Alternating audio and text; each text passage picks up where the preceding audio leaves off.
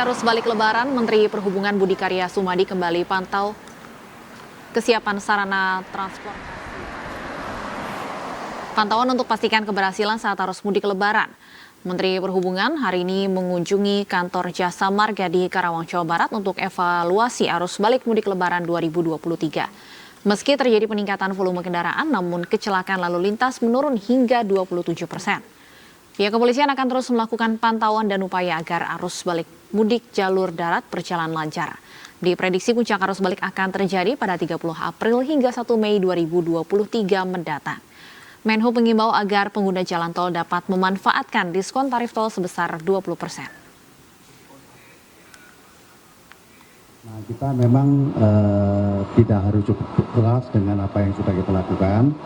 5 hari masih ada hari-hari yang ada kemungkinan terjadinya suatu lonjakan ya, sehingga ke 3 matra itu kami lakukan rakor secara periodik, baik yang saya pimpin langsung maupun dipimpin oleh Dirjen.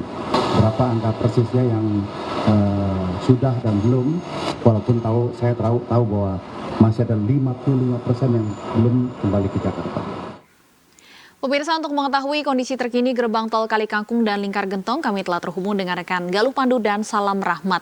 Selamat sore rekan-rekan, saya ke Galuh Pandu terlebih dahulu. Galuh, bagaimana pantauan arus balik di gerbang tol Kali Kangkung sore ini? Ya, selamat sore Stefani dan pemirsa. Untuk arus kendaraan, arus balik di gerbang tol Kali Kangkung Semarang, Jawa Tengah terpantau ramai lancar. Ada sekitar 3.000 kendaraan yang melintas pada tiap jamnya dan jumlah ini menurun 5% dibandingkan hari kemarin, yang mana adalah puncak dari arus balik terjadi pada kemarin pada tanggal 26 April 2023, yakni dengan volume tertinggi pada jam 14 hingga jam 18 sore. Volume kendaraan 3.500 kendaraan pada setiap jamnya. Dan sampai sejauh ini berdasarkan informasi yang kami terima bahwa sudah ada sekitar 100.000 kendaraan yang keluar dari Semarang, yang artinya ini ada di angka 30% yang sudah keluar dibandingkan kendaraan yang masuk dari arah Jakarta menuju Semarang. Diperkirakan 70% kendaraan lainnya yang nantinya akan keluar atau melakukan arus balik ini akan terjadi dimulai hari ini 27 April 2023, dan kemungkinan akan terjadi puncak arus balik kedua yakni tanggal 29 hingga 30 April pada saat akhir pekan.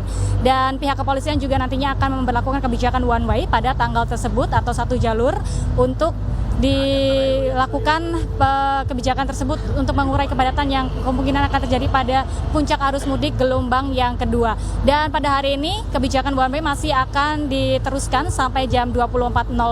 Apabila pada pukul 9 malam nanti masih terjadi kepadatan atau kenaikan volume kendaraan yang signifikan, maka one way masih akan terus diperpanjang hingga besok hari. Adapun pihak Jasa Marga juga memberikan untuk keringanan pembayaran tol sebesar 20%, yang artinya untuk masyarakat yang melakukan perjalanan terjauh dari tap in di tol Kali Kangkung menuju ke tap out di tol Cikampek, Jakarta.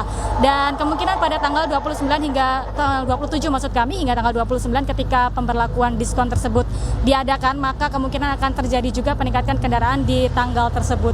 Dan hal tersebutlah yang perlu diantisipasi. Dan sementara demikian yang dapat kami informasikan dari Kali Kangkung. Dan untuk mengetahui kondisi arus lalu lintas di Gentong, sudah terhubung dengan rekan Salam. Salam, bagaimana kondisi arus balik di Gentong sana? Ya, terima kasih Galuh atas laporan Anda. Untuk situasi terkini arus lalu lintas di kawasan Lingkar Gentong, Tasikmalaya, Jawa Barat di momen arus balik Lebaran 2023 ini terpantau normal. Sementara untuk arah sebaliknya ini justru mulai terpantau padat sejak 5 menit yang lalu. Tentu berbeda situasinya pada hari Senin dan juga Selasa kemarin yang memang sempat terjadi adanya ketersendatan atau juga antrian kendaraan yang melintas di kawasan tempat kami melaporkan saat ini, hingga di kawasan titik simpang Malangbong, Garut, Jawa Barat, di mana kemacetannya sendiri bahkan pada hari Senin dan juga Selasa kemarin ini bahkan mencapai 10 km, di mana untuk mayoritas kendaraan yang melintas dari pantauan kami di lapangan ini masih didominasi oleh sepeda motor dan juga mobil pribadi. Sementara untuk mengurai kemacetan, rencananya penerapan rekayasa lalu lintas dengan menggunakan one way sepenggal dan juga one way situasional ini akan diberlakukan jika arus lalu lintas ini sudah mulai tersendat mulai dari sepanjang 3 hingga 10 km. Dan yang perlu diperhatikan oleh para pemudik nantinya jika melintas di kawasan jalur selatan Gentong, Tasikmalaya, Jawa Barat, ini adalah terkait dengan persimpangan jalan, keberadaan pasar tumpah, dan juga adanya arus lalu lintas ataupun juga kondisi jalan yang cenderung naik turun dan juga berliku, sehingga rawan terjadi adanya mogok kendaraan, sehingga ini bisa sekali adanya memicu kemacetan yang cukup panjang di kawasan jalur selatan ini. Terlebih juga pada malam hari, kondisi lampu penerangan jalan di kawasan jalur selatan ini kondisinya cukup minim, sehingga mau tidak mau kendaraan pemudik ataupun juga wisatawan yang hendak melintas di kawasan jalur selatan ini harus menurunkan laju kecepatan kendaraannya. Dan diprediksi di kawasan jalur selatan ini untuk arus balik gelombang kedua rencananya akan terjadi diprediksi akan terjadi pada tanggal 30 April dan juga 1 Mei mendatang. Stefani, kembali kepada Anda di studio. Baik, terima kasih. Salam Rahmat melaporkan dari Lingkar Gentong, Jawa Barat. Sebelumnya ada Galuh Pandu dari Gerbang Tol Kalikangkung, Jawa Tengah. Selamat bertugas kembali, rekan-rekan. Sementara itu, pemirsa, memasuki puncak arus balik Lebaran Idul Fitri, suasana pergerakan penumpang di Pelabuhan Bakahuni, Lampung Selatan hari ini masih normal. Diperkirakan puncak arus balik gelombang 2 dari Pelabuhan Bakahuni akan terjadi pada 29 hingga 30 April mendatang. Sebanyak 212.000 penumpang dan 47.000 kendaraan telah diberangkatkan melalui Pelabuhan Bakahuni pada Rabu dini hari. Pihak ASDP telah menyiapkan sebanyak 35 kapal yang berangkat setiap 1 hingga 2 jam sekali. Antrian hanya terjadi di waktu keberangkatan, yaitu siang, sore, hingga malam hari. Pihak ASDP Bakahuni memprediksi puncak arus balik gelombang kedua akan terjadi pada 29 hingga 30 April 2023 mendatang.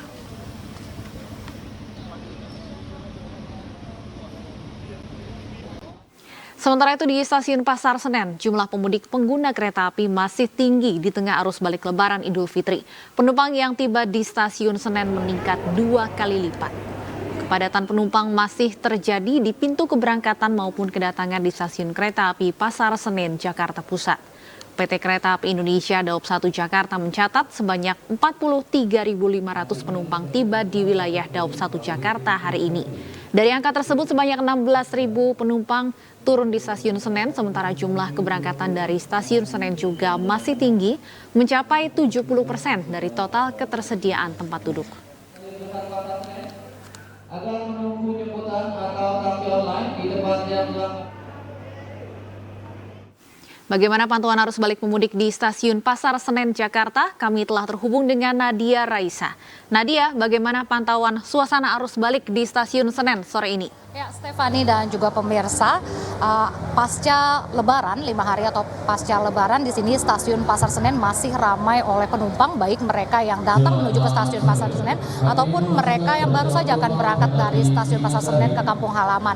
Namun jika menurut pantauan kami di sini untuk para penumpang yang datang sebenarnya lebih sepi dibandingkan dengan hari kemarin, dan tercatat oleh PT KAI Daob 1 hari ini ada 43.500 penumpang yang memadati Stasiun Pasar Senen, di mana 16.000 diantaranya adalah mereka yang kembali atau menuju ke Stasiun Pasar Senen, sementara sisanya lebih dari 23.000 justru mereka yang baru saja akan mudik ke kampung halaman. Dan jumlah ini lebih sedikit dibandingkan hari kemarin, dan memang puncak arus balik sebenarnya telah terlewati. Dan untuk mereka yang baru akan kembali ke Stasiun Pasar Senen kemarin jumlahnya mencapai 16.400, lebih banyak dibandingkan dengan hari ini. Menurut informasi yang kami dapatkan, untuk para penumpang yang baru saja kembali ke Jabodetabek melalui Stasiun Pasar Senen, padahal untuk masa cuti bersama telah berakhir, mereka beralasan dikarenakan untuk menghindari kepadatan dan juga kesulitan untuk mendapatkan tiket. Sementara untuk mereka yang baru saja akan berangkat dari Stasiun Pasar Senen ke kampung halaman masing-masing, mereka mengaku baru berangkat dikarenakan memperpanjang masa cuti mereka dan juga untuk menghindari kepadatan. Dan selain itu, menurut informasi yang kami dapatkan, memang untuk penumpang yang baru akan berangkat mudik masih cukup tinggi, bahkan tingkat okupansinya mencapai 70%. Untuk mengantisipasi lonjakan penumpang di Stasiun Pasar Senen, PT KAI Daob 1 pun akhirnya menambahkan 2.500 kursi tunggu dan juga menambahkan petugas untuk customer service. Ya, Stefani. Baik, terima kasih Nadia Raisa melaporkan dari Stasiun Pasar Senen, Jakarta Pusat. Selamat bertugas kembali. Pemirsa, ratusan kendaraan pemudik dan wisatawan nyasar dan terjebak di jalan sempit saat hindari kemacetan di jalan menuju objek wisata di Kota Bukit Tinggi, Sumatera Barat. Mereka terkecoh peta digital. Beruntung ada warga yang membantu memandu pengemudi putar balik kembali ke jalan utama. Nggak bisa masuk. Ratusan mobil wisatawan salah jalan saat menuju objek wisata yang ada di Kota Bukit Tinggi, Sumatera Barat. Para pengemudi mengaku sedang menuju objek wisata Taman Panorama Lobang Jepang atau Taman Jam Gadang, namun diarahkan ke Jalan Tan Malaka depan IGD Rumah Sakit Yarsi belakang Balok. Jalan alternatif ini hanya bisa dilewati sepeda motor dan pejalan kaki yang tembus ke dekat pintu masuk Taman Panorama Lobang Jepang. Rombongan wisatawan dari berbagai daerah mengaku menghindari macet di jalan utama, lalu keliru ketika membaca panduan peta digital. Sampai nyasar sini, Bang? Itu balik. Google Map, ah. Oh, pakai Google Map. Yo. Dari mana tadi, Bang? Dari airport, Kumbu. Menuju ke Padang. Ke Bukit Tinggi, Oh, Bukit Tinggi. Jam Gadang. Oh, iya, iya. Mau ke Lobang Jepang, Bang. Oh, terus? Ini jalannya di map ke sini. Mana, Bang? Oh, gitu. Iya, iya. Dari sana, Bang. Dari apa tuh? Dari Pekat. Udah panjang, Bang, macetnya, Bang. Sampai depan ini. Tapi tetap jalan. Agar tidak salah jalan, petugas kepolisian di pos pengamanan operasi Ketupat Bukit Tinggi mengimbau pengemudi dari luar daerah agar memperhatikan rambu-rambu dan penunjuk jalan yang ada. Banyaknya pemudik atau warga luar kota yang nyasar akibat mengikuti dari Google Map. Jadi kita sebagai petugas di Pospam menyarankan untuk lebih rajin bertanya atau mengikuti petunjuk dari petugas yang di lapangan. Nah, nyasar juga, Bang. Banyaknya mobil wisatawan yang nyasar ke Jalan Simpang Yarsi karena diarahkan menuju jalan yang salah membuat pengguna jalan berharap ada pihak yang dapat memperbaiki panduan peta digital. Dari Bukit Tinggi, Sumatera Barat, Wahyu Sikumbang, iNews melaporkan. Pemirsa, usai jeda, iNews Sore akan kembali bersama rekan saya Abraham Silaban. Selamat sore Abraham, ada informasi apa yang akan hadir usai jeda? Ada sejumlah informasi menarik lainnya yang akan kita hadirkan di iNews Sore, Stephanie dan pemirsa. Kami akan hadirkan informasi Presiden Jokowi dan Ibu Negara halal bihalal kediaman Ketua Umum PDI Perjuangan Megawati Soekarno Putri di Jakarta. Informasinya satu lagi untuk Anda.